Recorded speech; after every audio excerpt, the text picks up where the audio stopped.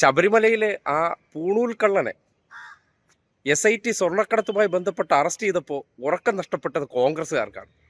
എന്താണെന്നല്ലേ, നിങ്ങൾ ഈ അടുത്ത കാലത്ത് കെട്ടും കെട്ടി ശബരിമലയ്ക്ക് പോയതിൽ ഏതെങ്കിലും CPM നേതാക്കന്മാരുണ്ടായിരുന്നു? പിണറായി വിജയനോ കടകംപള്ളിയോ അല്ലെങ്കിൽ ഇവർ ആരോപണം ഉന്നയിക്കുന്ന ഏതെങ്കിലും നേതാക്കന്മാരുണ്ടായിരുന്നു? ഇല്ലായിരുന്നല്ലോ. ഇവർ കെട്ടും കെട്ടി ശബരിമലയ്ക്ക് പോയതിന് ശേഷം ദർശനം നടത്തി ആദ്യം ചെയ്യുന്ന പരിപാടി എന്തായിരിക്കും? നേരെ തന്ത്രിയിലെടുത്ത് പോവുക, കാലി കെട്ടിപ്പിടിച്ച് കിടക്കുക, എൻ്റെ സ്വപ്നങ്ങൾ സബലീകരിക്കാൻ വേണ്ടിയുള്ള പ്രത്യേക പൂജകൾ ചെയ്യിക്കുക.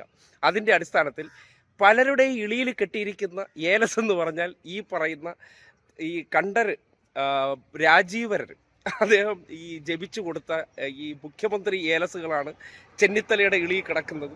അല്ലെങ്കിൽ സതീശൻ്റെയും KC വേണുഗോപാലിൻ്റെയും K മുരളീധരൻ്റെയും. നിങ്ങൾക്കറിയാലോ, മുടങ്ങാതെ ശബരിമലയിൽ പോകുന്നവരാണ് ഇവരൊക്കെ.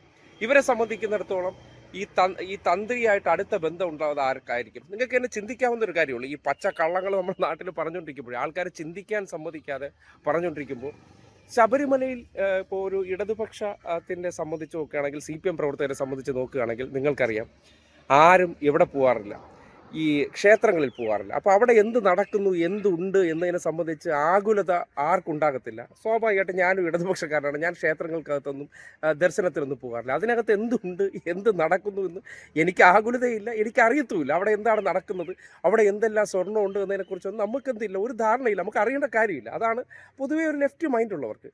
പക്ഷേ അവിടെ ചെന്ന് കഴിഞ്ഞതിന് ശേഷം ഇവരുടെ നോട്ടം എന്തെല്ലാമൊക്കെ ആയിരിക്കും ഒന്ന് ആലോചിച്ച് നോക്കും. ഇവർക്ക് ഈ സ്വർണം കൊണ്ട് തകിട് ജപിച്ച് കെട്ടുക, അല്ലെങ്കിൽ അയ്യപ്പൻ്റെ അവിടുത്തെ സ്വർണം വെച്ചുള്ള തകിട് കെട്ടിക്കഴിഞ്ഞാൽ, അല്ലെങ്കിൽ ആനയുടെ മറ്റേ വാല് കെട്ടിയത് കൈയിട്ട് കഴിഞ്ഞാലൊക്കെ എനിക്ക് പ്രത്യേക അനുഗ്രഹം വന്നു, ഇതോടുകൂടി ഞാൻ മുഖ്യമന്ത്രിയാകുമെന്ന് കരുതുന്നവരാണ്. അങ്ങനെ തന്ത്രിയെ കൊണ്ട് അവിടെ പോയി ഈ അടുത്ത കാലത്ത് ഇവർ ചെയ്ത പ്രവർത്തനങ്ങൾ നിങ്ങൾ ആലോചിക്കുക. മുഖ്യമന്ത്രിയാകാൻ വേണ്ടി പലരും പ്രത്യേക പൂജകൾ നടത്തിയിരുന്ന വ്യക്തി തന്നെ ചട്ടിക്കകത്താകുമ്പോൾ സ്വാഭാവികമായിട്ട് ഇന്നലകളിൽ ഇവർ ഈ ദേവസ്ഥാനത്തുള്ള വ്യക്തിയെ രക്ഷപ്പെടുത്താൻ ശ്രമിച്ച് എന്തിനാണെന്ന് ആലോചിച്ച് വയ്ക്കും. അതായത് പോറ്റിയെ നേരെ കൊണ്ടുവന്ന് സോണിയാഗാന്ധിയുടെ വീട്ടിൽ വരെ കയറ്റിയേ എന്നുള്ള അവസ്ഥയിലാണ്. ഇനി അവിടെ തന്ത്രി ഉണ്ടായിരുന്നു, ഈ സ്വർണത്തിൻ്റെ പങ്കുകളാണോ അവിടെ എത്തിച്ചിരിക്കുന്നത്? കാര്യം ഇതൊക്കെ വീട്ടിൽ വെച്ച് കഴിഞ്ഞാൽ പ്രത്യേകം ഐശ്വര്യം വരുമെന്ന് വിശ്വസിക്കുന്നവരാരായിരിക്കും? കമ്മ്യൂണിസ്റ്റുകളായിരിക്കും. ഇവർ തന്നെ പറയാറുണ്ട്, കമ്മ്യൂണിസ്റ്റുകളെല്ലാം നിരീശ്വരവാദികളാണ്, അവർക്ക് ഈ സ്വർണ്ണത്തിൻ്റെ ഇതിൻ്റെ ആവശ്യമൊന്നുമില്ല, ഇങ്ങനെയുള്ള സാധനങ്ങൾ വാങ്ങിച്ച് വീട്ടിൽ വെച്ച് പ്രത്യേക ഐശ്വര്യം വരുമെന്ന് വിശ്വസിക്കുന്നവരും വളരെ അപൂർവമാണ്. നേതാക്കന്മാരായിട്ടുള്ളവരൊക്കെ വളരെ അപൂർവമാണ്. ആ നിലയ്ക്ക് ഇന്നലെ വരെ ഇദ്ദേഹത്തിൻ്റെ ഏലസ് ജപിച്ച് കെട്ടിയിരിക്കുന്നതുകൊണ്ട് തന്നെ മുഖ്യമന്ത്രി കസേര ഉറപ്പിച്ചിരുന്ന പലരും ഇന്നലെ രാത്രി മുതൽ ഉറക്കമില്ല, മറ്റേ ഉറക്കത്തിൽ ഞെട്ടി ഞെട്ടി ഉണരുന്ന അവസ്ഥ ഉണ്ടാകുകയാണ് പറയുക. കാര്യം ഇനി എൻ്റെ പേരെങ്ങാനും പറഞ്ഞു കൊടുക്കുകയില്ല. തന്ത്രിയെടുത്ത് ചോദ്യം ചെയ്യുമ്പോൾ എവിടെ സ്വർണ്ണം എന്ന് ചോദിച്ചാൽ സോണിയാഗാന്ധി ഇവരെ ആരെങ്കിലും പേര് പറഞ്ഞു കൊടുത്താൽ അടൂർ പ്രകാശിന് ഉറക്കമില്ല.